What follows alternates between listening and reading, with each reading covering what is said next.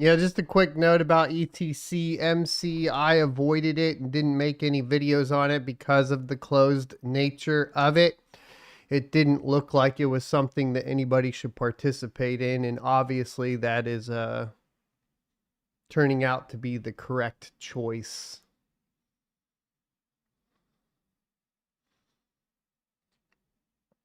So, there you go. It's usually pretty simple to tell. If it's closed like that, don't touch it.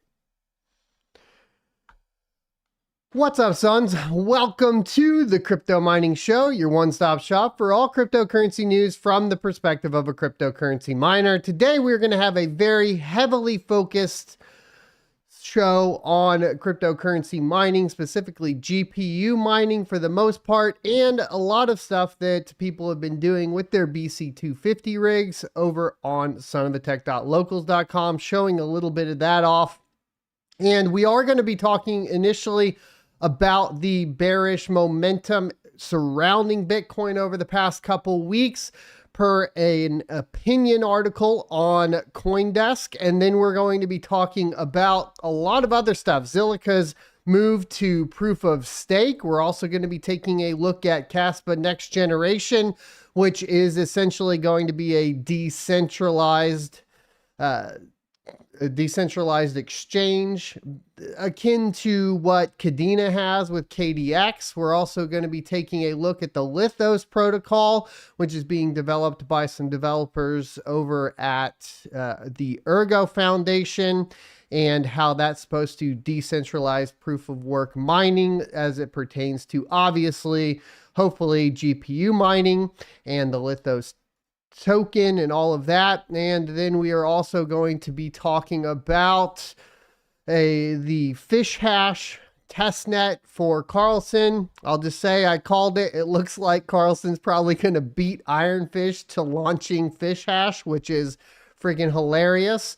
Then we're going to be talking a little bit about some new miner releases, BZ Miner, as well as I think we got Rigel Miner, which added support for Able. And I did notice a huge uptick in my Abelian mining guides. So that's going to also have to get updated here shortly, but we'll get to that hopefully this week so you guys can have a new guide on how to mine it. And that is going to cover it. As always, I'm going to go ahead and run the ad now. Be sure to go ahead and sign up over on build-a-mine and get your spot secured. You can do a free kind of intro course over there. And I think obviously with Scott's support, just huge shout out to him. So let's run that and then we'll get into it. Today's sponsor is Build a Mine Bootcamp. I met Scott at the Crypto Mining Conference in Round Rock, Texas, where he assisted in helping put together that conference and visited one of his Asic repair courses as well. I say all this to let you guys know that I am confident in my experience with Scott that he is the man to put this type of thing together successfully. In the Build a Mine Bootcamp, Scott will teach you how to avoid costly mistakes in building out your first megawatt of Bitcoin miners. You'll get a detailed roadmap and extensive planning checklists. You'll learn how to find the ideal site and get the best electricity rates. By the end of the bootcamp, Scott says you'll leave with spreadsheets, a working budget, and a design plan that you can take to your investors, contractors, team members, or whoever else you are working with to build your mine. Scott's goal is to help you do all this and get your mine built in less than 90 days. So take 30 seconds, go to www.build-a-mine.com/son.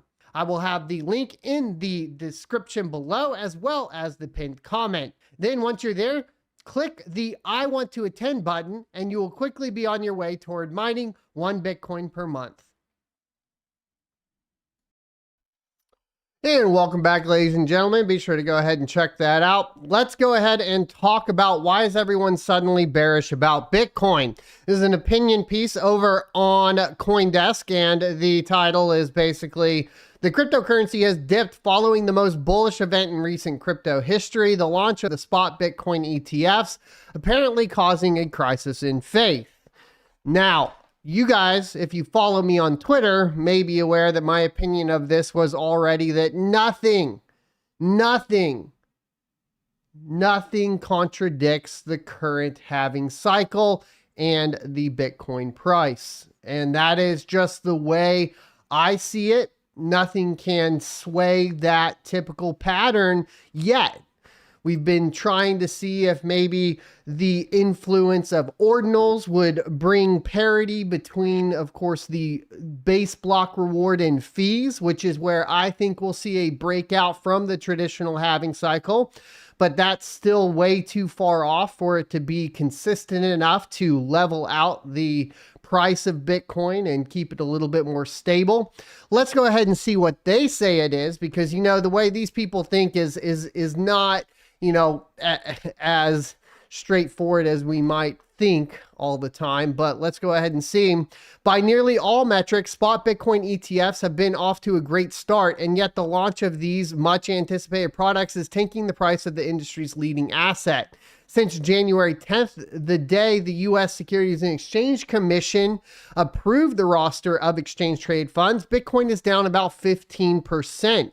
What was widely regarded to be the most bullish event in recent crypto history, with the possibility of drawing in millions of new Bitcoin investors and potentially billions in capital, may actually, at least temporarily, be cooling Bitcoin's jets.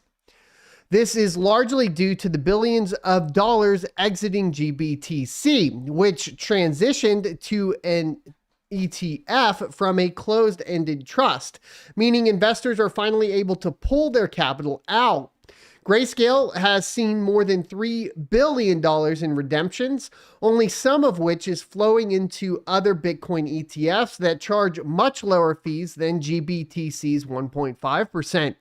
On social media, noted VC Chris Brunsky, I think that's the way, or Bernesky, there we go, said Bitcoin has yet to bottom out, giving a price prediction as low as $20,000 in an echo of recent Deutsche Bank survey that found 1 in 3 respondents saying the largest cryptocurrency could dip below 20,000 by year's end. Now, do I think it's going to dip below 20,000? No, we still know the cost to mint because we're miners and we're not stupid. The economics of Bitcoin will not allow it to really go quite that low, in my humble opinion. We're still looking at that $28,000 level on average for cost to mint. And at some point, you know, the miners have stabilized. And so when you see a dip below cost to mint is when miners aren't stabilized, meaning they get wiped out and they start going bankrupt, and then they sell off their Bitcoin to cover, while in the past bear market dip, they're over leveraged loans on their mining equipment because the price of the mining equipment dumped, right?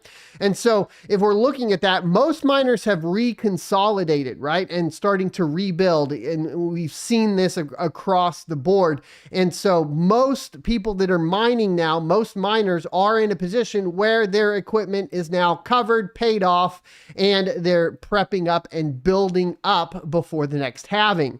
This means most of them are going on cash basis and have better numbers than they have in the past. So I don't see a sell pressure from the mining perspective that is going to push miners to sell at a loss like we've seen in the past. And I think we'll have to wait for that to work out. Now, it could dip a little bit below based on, you know, if there's large controllers of the Bitcoin that are already in current circulation, but I don't see it as being as big of a deal, especially if we compound that fact with the way that the ETFs function, being primarily paper Bitcoin. You know, the actual value of Bitcoin is still going to be based on power. As always, power runs everything. Energy is everything in this game. And with the rise in energy costs, it's just not viable. You would end up taking the entire network if you have an average selling price below the average cost to mint. So I don't think 20,000 personally. I do think we could drop below 30,000, but as we've seen, the price has already recovered back over 40,000. So let me know what you guys think in the comment section below and the live chat. Do you really think that the power is going out of the hands of the miners over the influence of price of Bitcoin, or do you think miners still heavily influence that price? I tend to think miners still heavily influence that price. Just 15% of Deutsche's, I think I'm saying that right, 2,000 survey takers across the US, UK, and EU said they expect Bitcoin's price to stabilize between 40,000 and 75,000 by year end. Now, as you guys are aware, what my prediction was is we would end up somewhere between 45,000 and 50,000 by April, which will be the halving time of Bitcoin. And then we'll start to see a slight increase, seeing the bull market start to pop off in December of this year, and hopefully that plays out. At least historically, this is how the halving cycle has influenced the price of Bitcoin and where we head to in the future. So that's what I'm planning around. It's not financial advice, just telling you guys how I'm taking a look at everything here. Is this negative sentiment around Bitcoin warranted? Bernanke apparently doesn't see many positive advancements in the near term, not even mentioning the upcoming Bitcoin halving expected in April that many other market onlookers are hoping will buoy Bitcoin. Quote, new product innovations are close, but not quite there yet. Things still feel insular, Bernanke wrote, adding that precarious macroeconomic factors will likely continue to press on Bitcoin. It's hard to say exactly what will happen, but it's also difficult to see many long-term headwinds working against Bitcoin. In terms of regulation, it seems like the worst of it is behind the industry now that Binance settled charges with the Department of Justice and the FTX saga is wrapped up. And if it's true that continuing outflows from GBTC are primarily the cause of the recent market dip, that's likely to wrap up eventually too. FTX, for instance, has already sold off all of its GBTC. Many others participated in the so-called Widowmaker trade, which involved trading BTC for GBTC and profiting when GBTC was at a premium and losing big when it fell to a discount. But JP Morgan said GBTC profit taking is likely over. But to put recent downward price movements into context, Bitcoin fell nearly 30% the day the SEC rejected the first Bitcoin ETF application submitted by Cameron and Tyler Winklevoss in 2013. Then there's the bull market beginning in 2017, a year which began the People's Bank of China deciding to ban crypto and restricting what were then the big three exchanges, Huobi, OKCoin, and BTCC. So it goes on to say that all of this is to say that Bitcoin has always had its ups and downs. Bitcoin ETFs have been a disappointment in terms of immediately fomenting another rally, but are still a symbol for the long-term viability of the asset class. The first few weeks of trading have seen record-busting volumes, and as Deutsche's survey found, the majority of ETF flows have come from retail investors, indicating it is a tool that could further this adoption. As Bernanke said, quote, as always, patience is your friend. And obviously, patience through this bear market is everybody's friend. The hard part, of course, is always coming up with the capital to start rebuilding. Luckily, what I have noticed, at least in my own business practices, is that I'm capable of now rebuilding. Yes, I have to take some outside income, and I do have to work a day job and that sort of thing to get by, but that also just compounds the fact of being able to invest harder into equipment and that sort of thing. So let me know what you guys are thinking about this. I still think nothing trumps the Bitcoin halving cycle as it stands right now until we see something that really drives fees up. And guess what? ETFs do not drive fees up, and that is a fact because it just doesn't transact on the blockchain in the same way other transactions do. So if we really want to see something that influences the price of Bitcoin, it's going to be technologies that drive the fees up on Bitcoin, meaning that people need to start using the damn shit before it'll actually influence the price of Bitcoin to level out as a whole. And that's just the way it plays out. We saw this with Ethereum. With Ethereum, right, the big driving factor of Ethereum miners being so profitable to the point to where almost the cost of power didn't matter was the fact that everybody and their mom was buying NFTs and trading on DeFi platforms.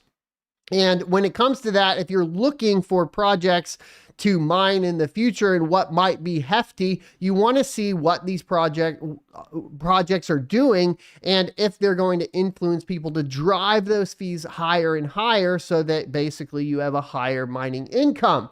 And that is really kind of what I look at when we discuss these things.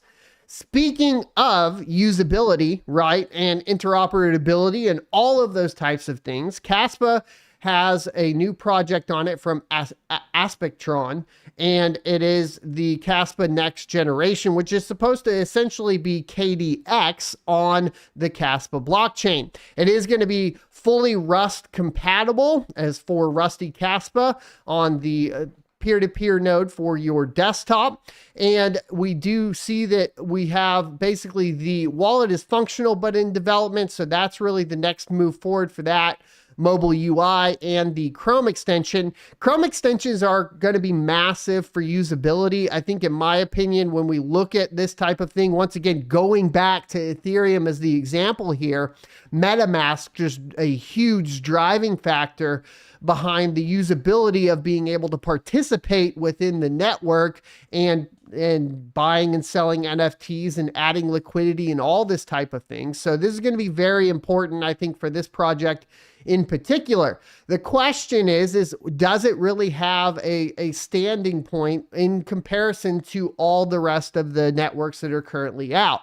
With really kind of Solana taking over the majority of transactions, at least from what I can tell, from Ethereum by and large for things like NFTs and liquidity farming and all of that sort of thing, not to mention all of the projects that have been coming out for Solana that are supported, right? Like your Hive mappers and your, what are the demos, right? So that's a huge driving factor for transactions over on that network. So once you kind of have this base in place, right? Like KDX didn't get this type of stuff deployed onto the network there. And that kind of meant that while Kadena had this implemented, it didn't really translate into better mining profits or more utilization of the network. So at the end of the day, if users don't come and utilize this, then it's not going to matter.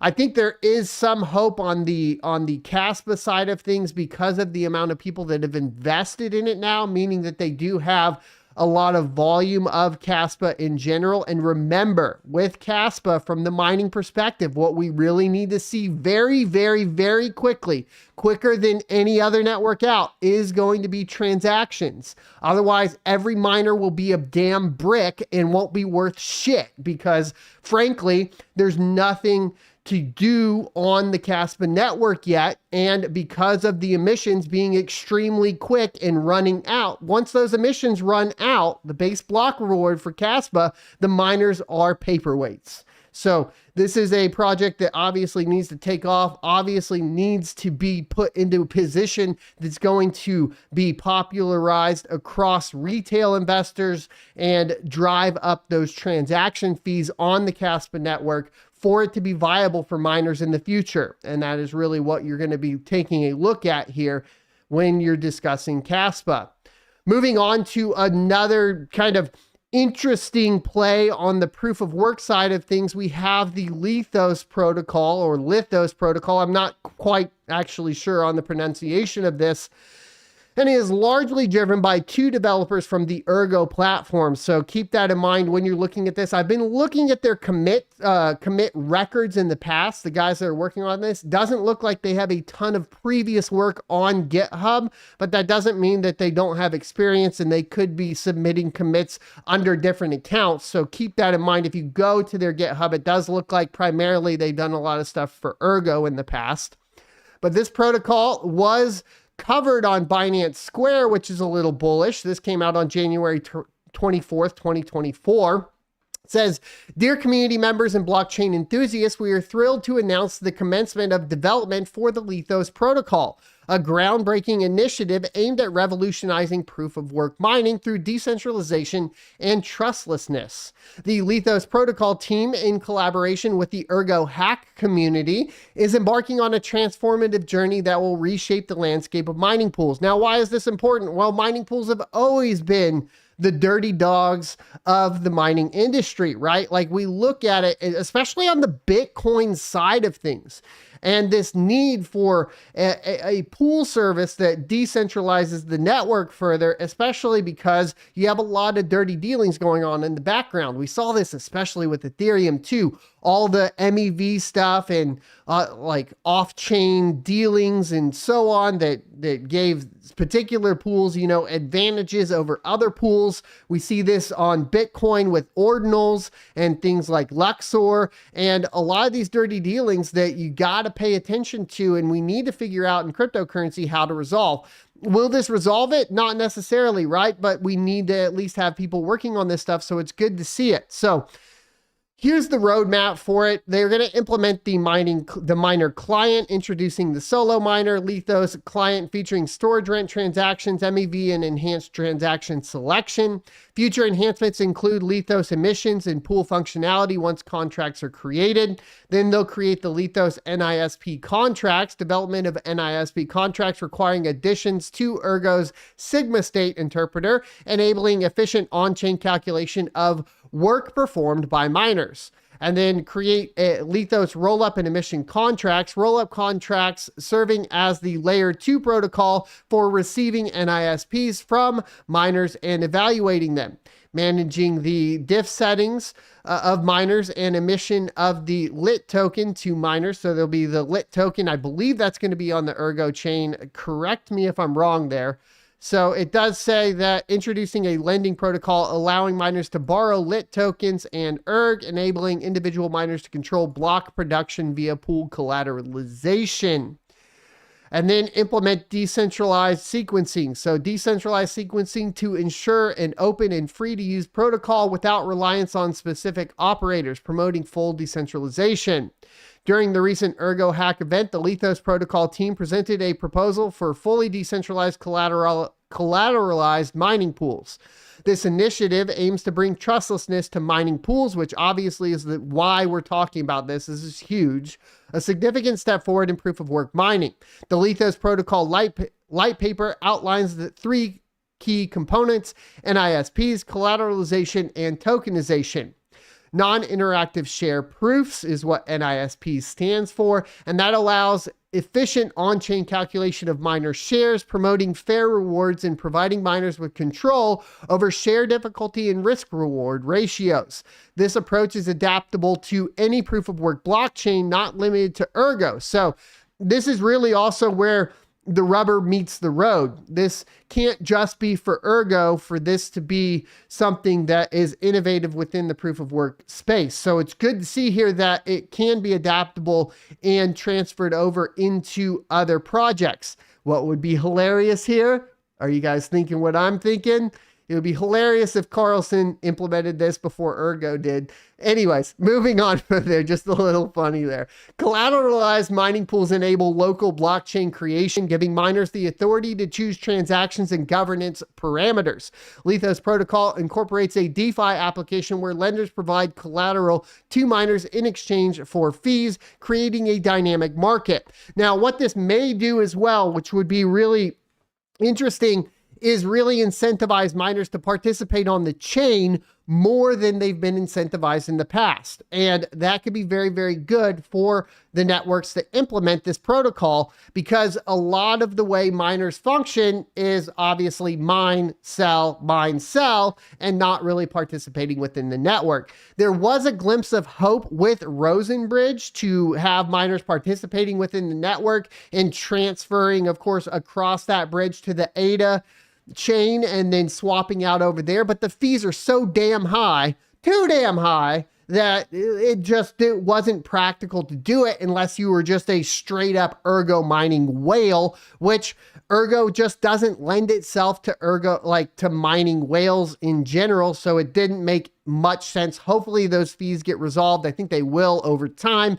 but right now it just doesn't make any sense. So you're still kind of, as a miner, trying to cover your power bill, really just mining Ergo and selling it. And that's kind of where it's gotten stuck. Now let's talk about tokenization, because I think this is really where, and we'll do the overview, and it's going to be a high view, and we're not going to be able to see how this is implemented, if it will function properly, because tokenization, as it pertains to miners in general, has been the area where we end up with the most capability for rug pulls in general. So if this isn't handled properly through this protocol, we could end up in a position where, the whole thing gets rugged out, and you've been mining and then putting into the liquidity pool for lit and whatever else, and you get rug pulled and the token goes worthless. And, luckily with the timing of this, it probably won't be as much of an issue as we saw with, the timing of the tokenization, or the tokenization running into the bear market, with a lot of different things like getblock.io, the mining pool on Ergo, which ended up being a disaster in a lot of different areas. So, keep that in mind. The Lithos protocol will introduce a token essential for collateralization, facilitating a market between lenders and miners. More details about the token will be revealed as we progress with our full white paper. In the meantime, you can explore the white paper on our GitHub repository. We invite you to join us in this exciting journey, blah, blah, blah. It goes on. I did have this pulled up. Here it is. And you got the white paper here. One of the questions I had, I'm not going to go over this full white paper because we kind of got the big breadth of the overview, but Stratum V1, why are we using Stratum V1 would be my one question. If somebody in the chat knows, please let me know. I would have assumed that would have been updated to V2 at this point. It's an interesting choice. I don't know if that is specifically because of the, if it was chosen for a specific reason, ease of deployment, that sort of thing, or why that is in general. I believe when we looked at, Ocean mining, they went V2, for example. That's for Bitcoin miners over there. And that is specifically for decentralized Bitcoin mining.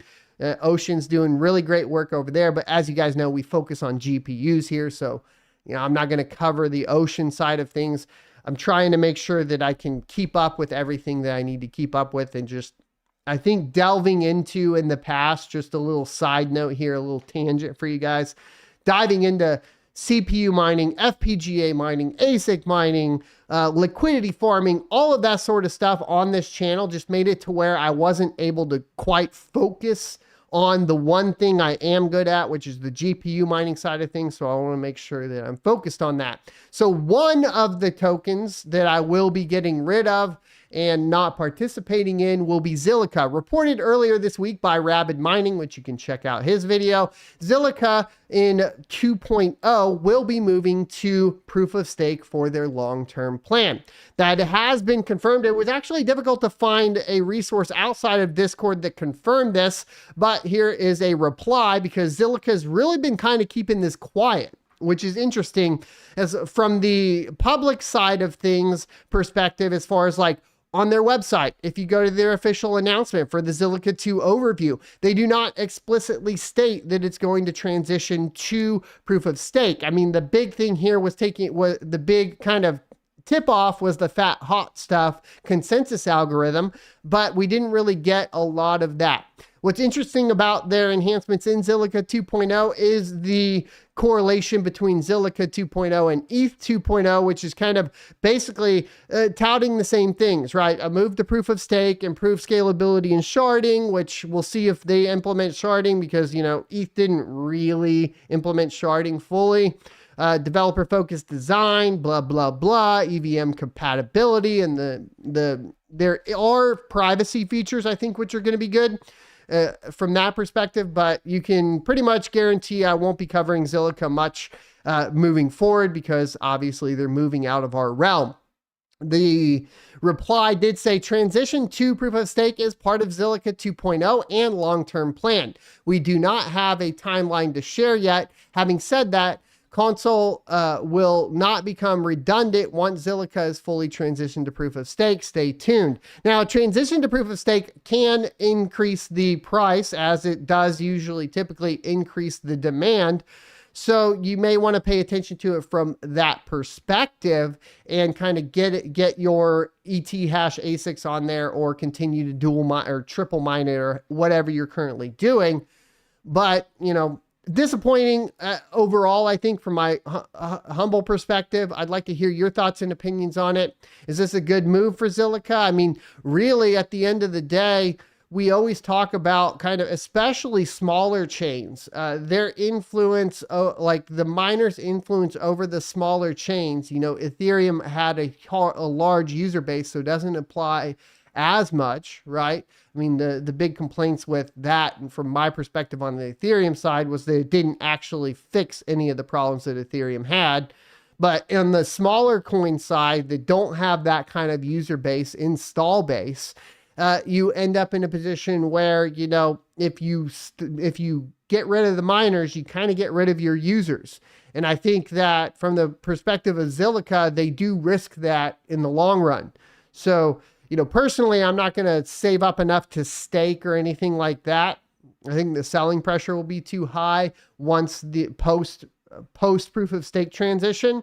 But running up to that, you could put yourself into a position where you are selling to the people that are planning on staking it. And there's always those go hards for each individual token where the devs can do no wrong, blah, blah, blah, which all of them do wrong. And only like one YouTuber ever calls them out for the bullshit. But what are you going to do?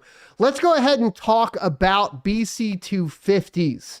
I have been purchasing a lot of BC-250s and putting them online. I'm currently speculative mining. I'm covering that over on my locals. A lot of these posts are going to be from locals and everybody over there. So credit where credit is due for all of these types of things. And one of the big problems is they come in those ASUS 4U server cases, and the home miners are dealing with a lot of heat generation or noise really on those units. And if you try to remove the fans or tone them down, you end up with heat issues and that sort of thing. My particular case, you know, I think like, quit being a little bitch. Everything's going to be loud. Nobody ever said mining was going to be convenient and quiet. So, you know, get a garage, get a shed, work up to that position to where that noise is not going to bother you as much. If you're at home mining, these are probably not the solution for you, but people have been messing with it. Button here did go ahead and implement one of the little fan controllers. You can get these off Amazon. I've picked up a couple of them in the past. I actually turn on server PSUs, and then I put these in my Rosewell 4U server cases, and then I utilize them. This one in particular, I actually have this exact board that he's got here. I use this one in my Rosewell cases, and then I use server grade 120 millimeter fans, 3 of them, and I crank it up to 100%. But what he's utilizing them here for is turning them down so you can have more control over the fan speeds, because the fan speeds currently in the ASUS server case are controlled by the first unit or whatever. I always move it to the middle unit because they are variable depending on the temperature of them. So the middle unit being the more hot unit, I usually run it on that one in particular, because then I'm actually getting that full fan speed out of those. And that's kind of where I move it to. Obviously, in this particular case, what he's done is completely bypass that header on one of the boards, which is kind of, you know, obviously done to try to tamper down the noise. Now, a lot of other things have been being done to tamper down the noise. In this particular case, we see here basically moving to 120 millimeters with a 80 to 120 millimeter adapter for some intakes. My understanding is this didn't function quite as well as what was expected. Now, let me tell you guys what I do with mine. When I get the ASUS server cases in, the first thing I do, rip out everything, right? Pull out all the boards. And then I basically remove the little retainer for the fan cables. I unscrew all of the fans and I move them from intake to exhaust, and this decreases the temperatures. And then I move that cable from the first card in the rig to the middle card, card 6, I believe it is. It depends on, if your name, how your naming convention's working or whatever. And then I reassemble everything, put the M.2s in there. I've been going the M.2 route, but there's a really interesting play that you could do. And James so huge shout out to the James 5 over on Locals, has released a modified version of the Hive OS Pixie diskless. If you guys want to head on over to his GitHub, links down in the description. This is for the BC-250 rigs, and you can boot off of Pixie and completely avoid basically having to install an OS. This will reduce your cost per rig. Now, the difficulty here is you will have to go into the BIOS and Pixie boot. So tomato to a certain extent, you're saving money is the big benefit here. And then you don't have to remove the cards. If you're going to do an M.2, you could do a USB from the outside, and then you don't have to remove the cards, which could basically speed up your install time if you wanted to. But it's kind of like from the perspective of how much time you're going to spend. If I just install the M.2s or USBs, then I boot them up and I don't have to connect a monitor to each one to make sure that they're Pixie booting and all of that. So, by and large, these are like different things that people are doing and managing them. But if you want a Pixie boot, you can save like, I think it's about $13 for these ones that I've been purchasing. Let's see, I'll show you. But I think I bought all of them too. Just a bunch of these right here. And putting, these are basically little 64 gigabyte SATA M.2 drives. I have had 3 units during my deployment have bad M.2 slots. So those have had to go on to USB drives in particular, but the Pixie boot option is awesome. So huge shout out to James for that. I think definitely a good setup there. Now you'll need a Linux, basically just a Linux box, an Ubuntu box to run the Pixie server on. And then, obviously have that signaling out over Pixie, go in, and then once you have Pixie set to boot, you'll have those rigs just straight up boot into Ubuntu and you're good to go. So that's pretty awesome as far as that's concerned. Now here's a front view of the 80 to 120 millimeter adapters posted by It's Jordo. It looks like he left 2 80 millimeters in here and then has the 3 120s. This has all been in an attempt to basically reduce the noise on these systems. So, keep that in mind. These are all ideas that people are putting out there. So you can basically do that. It could also potentially increase your, dissipation of heat depending on how well these work. I'm not quite sure on how well this one worked in particular. I think the most interesting one overall was, I don't know if this was 3D printed or what he did exactly here, but this one was pretty cool. It's Jordo has moved on, right? So learning from people over on Locals has moved on from the 3D printed 80 to 120 millimeters to moving over to 120 millimeters, and then basically removing the fan tray. There's a little fan tray that holds the 80 millimeters here by drilling out the rivets, and then that's allowing enough space for the 120 millimeters here. These do look like they're in an exhaust configuration, so sucking heat out, and that's going to be kind of the big takeaway is no matter what you're going to do, I think sucking the heat out in this is better than pushing the heat in on these particular units. So keep that in mind. Looks like, yeah, there was I'm not sure exactly. Yeah, okay. So got nice. So just, I don't know if that's 3D printed. Let us know, Jordo. But pretty cool setup here as far as that's concerned. And then you can pull some of that out. Now, a lot of the times with these rigs, the biggest noise problem, just so you guys are aware, are not actually the fans, but the honeycombed outlets, right? Grills. What I have found, and this is true on the rose wheel cases as well, it's the grill that is increasing the noise more than the fan is increasing the noise in most cases. And that is because obviously when the air is getting pushed through those honeycombs, they're having a reaction, which is then causing that. So it may be even beneficial to do something like, if you're worried about noise on these, it may be beneficial to like literally just cut the whole front out. And that's probably where I would start if I was going to do that. Like on the rose wheel cases, when I had experience with those and we were running in my house and I had that 150 square foot bedroom with the hot and cold aisle and we were pushing fucking, I don't know, 60 amps to that damn thing. We had so much in 150 square foot, so much to where opening the door, it would suck shut, right? Like it was pulling all that air so hard, and both windows open with grills in them, one for the intake, one for the exhaust, with a big, I think it was like I want to say it was a 5,000 CFM fan pushing out.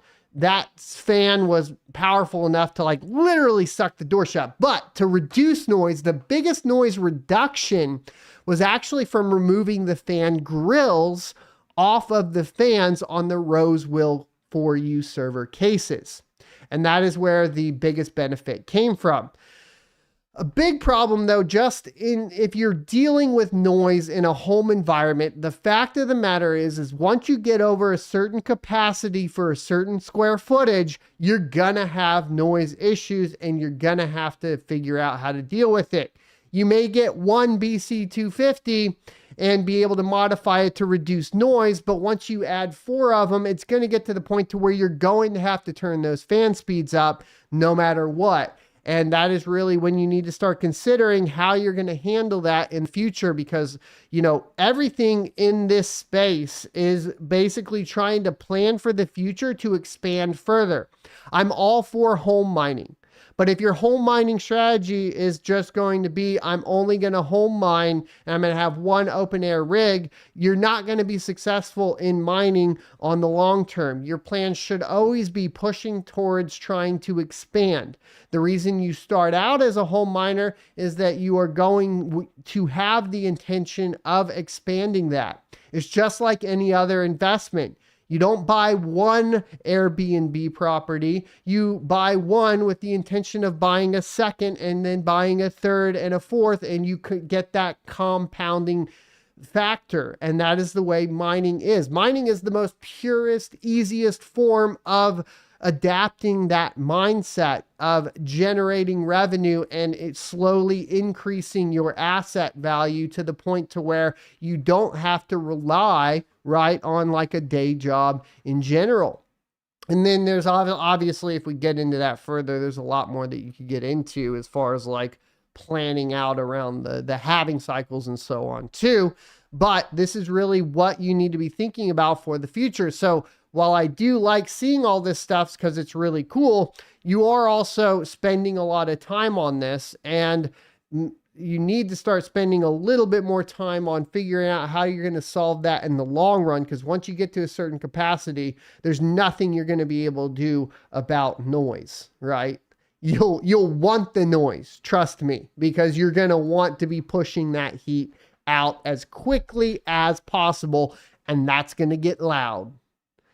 All right, let's go ahead and talk about the testnet for Carlson and adding in fish hash. So version 2, testnet 1, fish hash. Oh, that is, guys, fish hash, fish.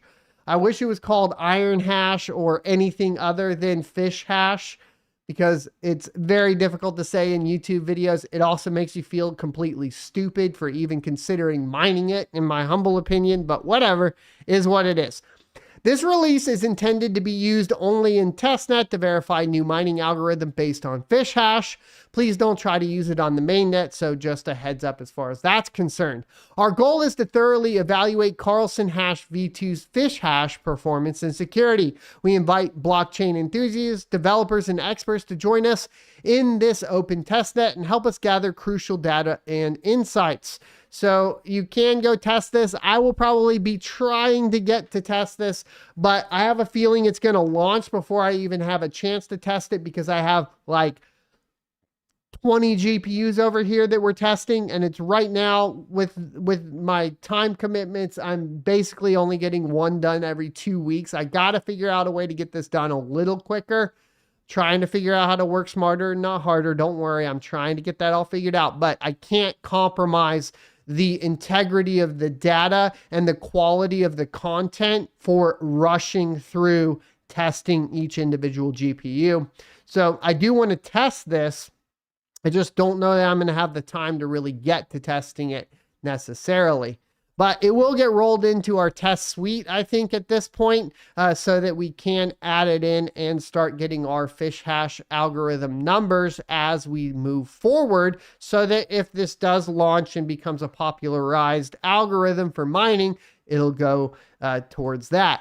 Now, as you guys know, the fish hash algorithm was developed by the developer for LOL Miner, and that has been kind of the big deal as far as all of that is concerned. So, you know, pay attention to that. I think as far as like, I think this could be implemented across a bunch of different ones. And my understanding with fish hash is it does utilize, you know, all of the memory on the GPU, unlike Lithos v2. And from an efficiency standpoint, when we're talking about efficiency here, it's the efficiency of being able to utilize all of the GPU to its max potential, not necessarily to reduce power consumption. So you need to take that into consideration too as we move forward with fish hash.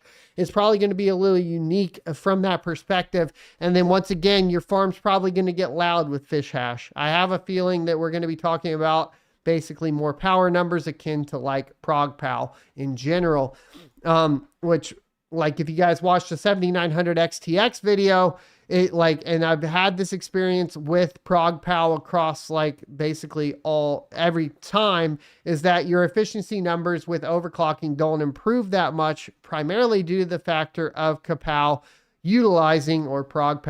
utilizing a majority of the GPU to its full potential at all times.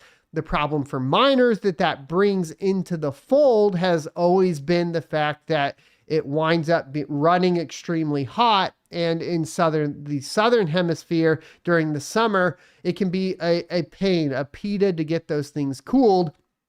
And, you know, adding in active HVAC into a mining farm is just, one, nearly impossible, and two, not cost prohibitive, right? So, we'll have to see where this goes in the future. Now, we've been talking about mining Able for a long, long time. Able was extremely profitable for very long. It still is very profitable.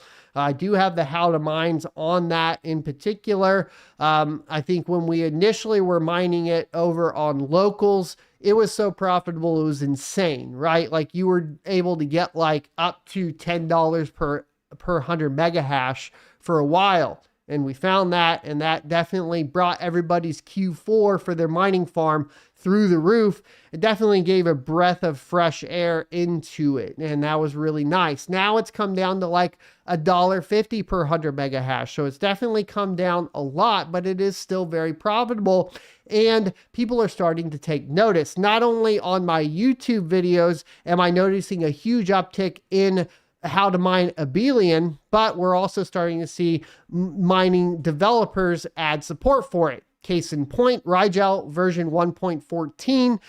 There's actually 2 iterations of this, adding support initially into 14.0 and then adding in or adjusting it and adding in dual mining, which is really nice because, as you guys know, the big thing is that Able is utilizing a variant of ET hash. Apparently there is some Blake 3 in there is what I'm coming to find out. It might actually be ET hash B3, which is cool. Awesome. I didn't know that. You know, it's hard to tell because they had very closed source options there, but they open sourced the miner here recently. I know I talked to the miner at BZ Miner, and I know he's going to be taking a look at it. He's just swamped with trying to get Dynex functioning. So, you know, we'll see where it goes from there. But we have support for this now. So definitely take a look at swapping over to Rigel Miner if you have been mining Abelian and rolling into dual mining. I'll be trying to get some testing out. There's some examples over on their Discord, which is where you're probably going to want to hit it up. Hopefully some community members over at Locals will get their examples up for mining and share their experience. Now, when we discussed dual mining, I did want to mention this as well. On 2 of my tests already, right, what I've noticed is that Alephium has the least impact on the memory intensive algorithm that you're running. Unfortunately, we're about to lose that option with the launch of Humpool, which is signaling that we are going to have ASICs on the network soon. I'm hoping that the chip shortages actually stop this to a certain extent, because I have been informed as well that we are having chip shortages notices from Ice River for production of their units on the Kaspa side of things. Yay. Hopefully that means they can't come in and destroy GPU mining profitability on Radiant and, of course, on Alephium. Alephium, it's probably too late for, right? I mean, at this point, if Humpool's launched, the hash rate's going up, more than likely, you know, that we probably have units already in production. That being said, over on the Radiant side, doesn't appear that that has actually been the case. The only thing that GPUs have to compete with on that side of things is FPGAs, but the GPUs get the benefit of being able to dual mine, so it makes up for it there. So kind of some ideas surrounding that. Pay attention to this though, because a lot of people will be dual mining and not realize that, you know, if you dual mine Pyron hash or something like that, right, it can have a huge impact on your hash per watt, and that it's not necessarily always beneficial to dual mine in those particular scenarios. And every GPU is going to act different. That's why I'm doing all this testing and making sure that we're getting there. Now, for profitability on GPU mining, if we take a look at hashrate.no at 12 cents a kilowatt hour, and then we pull up, you know, let's just go with, I guess the 47, I don't know, 4070 Ti, 4080, I don't know. Let's look at the 3070, because that's pretty much what everybody, that's the biggest install base. Interestingly enough, we have Beam at the very top here. And, you know, actually, this is going to be really interesting because the 7900 XTX performs really well on Beam. Not extremely efficient, but definitely high hash rate. It's surprising to see Beam at the top here. Coming in second place is Hypera plus Carlson hash. And then coming in third place is Conflux plus Radiant. And we still have Hypera plus Alephium, and Alephium just solo coming in fourth on the 3070. So Alephium is still very profitable for GPUs right now, even though we have this threat on the horizon with, of course, the launch of ASICs onto that network. So, you know, seeing that, I mean, from my perspective on the 7000 series that I've seen on AMD across the board, seeing that Alephium's not impacting my hash per watt on the memory intensive algorithm that I'm choosing, I'm definitely starting to lean back towards kind of Alephium over Radiant. I have been putting on Radiant because Radiant probably has the most potential to go up here by April, but maybe it's better to do the Alephium side of things and then swap myself out for Radiant to build that bag over there. I'm hopefully projecting like somewhere over a penny, somewhere around the penny area is what I'm hoping for on the Radiant side. So I am stacking accordingly, and I'm expecting that sometime in April to take place. So a few months from now, as far as that's concerned. Not financial advice, just my personal strategy, so you guys are aware of it. blah, blah, blah, disclaimer up there. Now, on the miner stat side, if we take a look at the Asic mining profitability, if you guys are interested, of course, the Antminer KS3s are extremely profitable still, but they've come down a lot, right? You know, when they first launched, we were looking at $300 a day. Now we're looking at $57 a day. So it's definitely gotten pretty painful on that side of things, and gotten even more painful, obviously, on the KS Pros and that sort of thing. The KS2 doing $12 a day. I mean, falling below like the Antminer D9, which has been honestly, the D9, and you know, we're not going to focus super heavily on Asics, but I do have Asics, and the D9 has been the biggest surprise of the year, right? And so the D9 has ended up being an extremely good investment for me. Whereas, you know, for a little while I thought it wasn't going to do anything, but ended up popping off and performing really, really well. And coming in at a price point that it could actually ROI, unlike the KS3s and so on. But I primarily am still going to focus on the Bitcoin mining side of things for ASICs. I'm not going to dive too much into, you know, ASIC miners. We're going to have a few that are going to be featured here and there. They'll be very quick kind of tests and overviews just for B-roll, because that's something I like to do. But I'm not going to go super heavy into a lot of ASIC content on the channel yet. I think I'm just going to focus on the GPUs. Like I said, we got a lot to test here. Let's get into questions and answers. Remember, super chats are always appreciated, never required, but the first to be answered. So if you want priority, look forward to a super chat. Also, tagging Ask Son of a Tech will highlight the message orange, making it easier for me to read, and I will be able to respond to it. Not tagging at Son of a Tech is a no-no, and I will not respond to it more than likely. Let's go ahead and get into it. I'm going to pull the chat up here so I can see what's going on. Thanks everybody for being here. Huge shout outs to Integra Guy, Daniel Hall, Skydazer, Snarks, Emil. We got Son of a Rabbit Tech. Good to see you back. We got Dane, DP Unique up in the chat again. Good to see you start coming back around again, my buddy. We got Mike the Miner, NYC Miner. Good to see you here. Neomorpheus. Good to see you here. Soupy, Steven, Vinny, good to see you here. Gordon, good to see you here. Witsofire, thanks for being here. Joker, Rogelio, thanks for being here. Sadie, thanks for being here. Good to see you. Parzival, good to see you here. Coca-Cola, and then we got, let's see, Neon says, at some attack, Aqua Hash sounds much better. Aqua Hash could be good, yeah. Iron Hash kind of sounds better it makes you think it's secure. Especially for a privacy coin. Iron Hash would be interesting.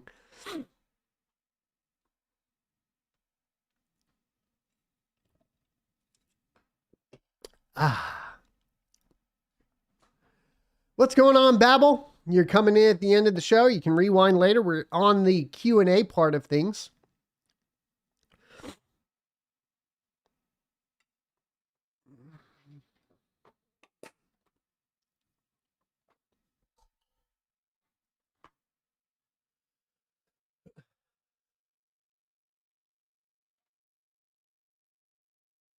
Show you guys this. This is the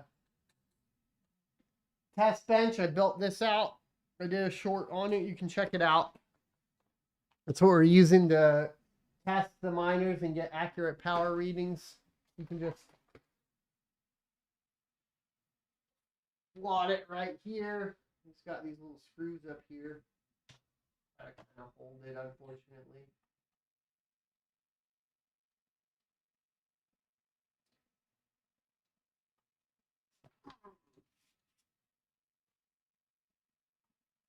I just finished refurbing this 6900 XT. And yeah, so this one sticks out a little further. We'll have to slide this back.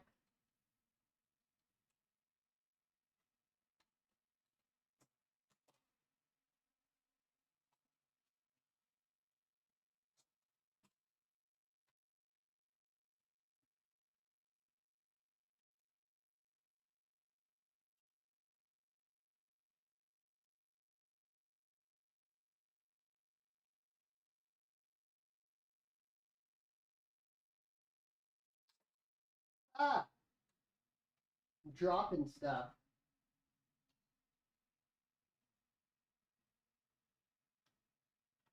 Anyways, it's super neat. So.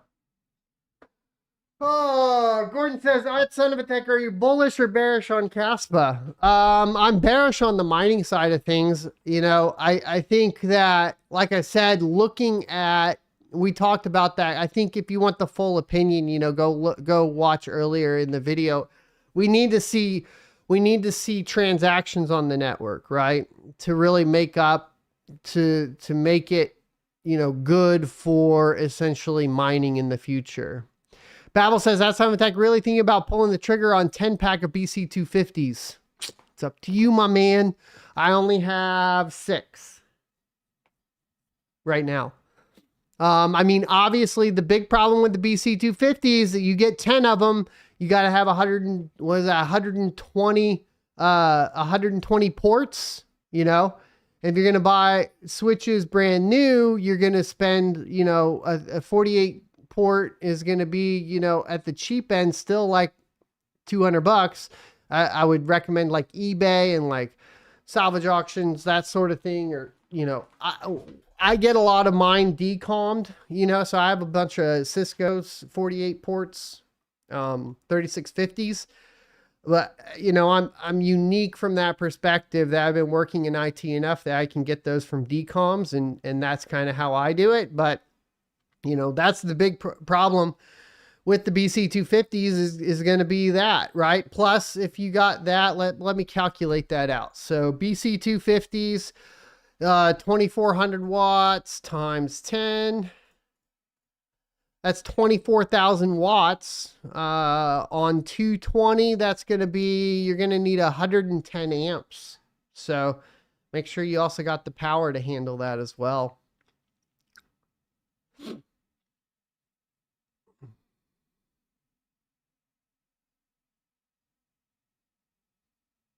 Jock MC Miner UK says, that's enough tech. They should have called it subhash. After all, there's history from the name of Ironfish. There you go. Heat. Yeah, those are also going to dump a lot of heat. You're not going to be able to run them quiet. That's for sure. You're not going to run 10 BC-250s, I think, in any scenario and be able to keep them quiet. 10, 12 BC-250 rigs.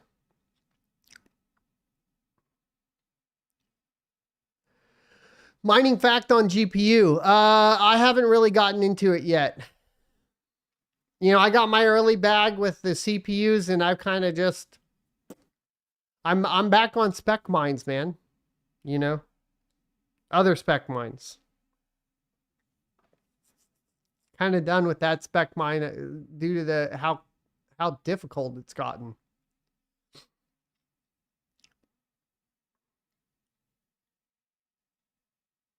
Well, I'm going to go ahead and wrap it up, guys. It doesn't look like we have too many more questions. If you have more questions, you can always go to sonofatech.locals.com.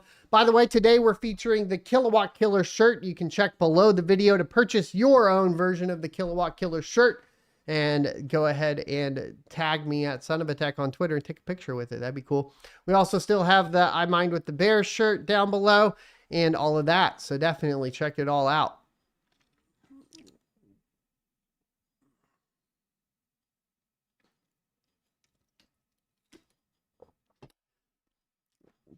Another Kaspa fork to spec mine. I hadn't heard about the other Kaspa fork to spec mine yet. No. Mr. Uwe, thanks for the $5 chat. Says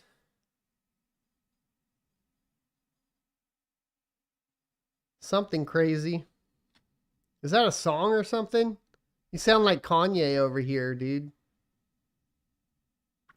Shout out from Lubbock. I used to live in Lubbock.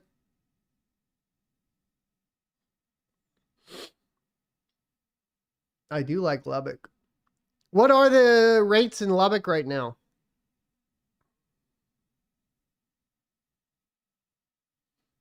Brad? I'm looking at 6.3 cents right now. I'm not going to say where, but That's what I'm looking at right now. That's where I'm building out. Is Lubbock cheaper than that? That's all in 6.3. I think the actual rate's like 4. But all right. I'll see y'all next Tuesday. Thanks for hanging out.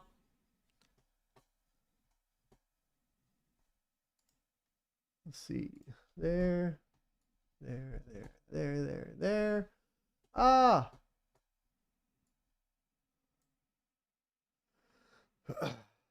Oh, is Red Panda live right now? We'll go ahead and do that real quick.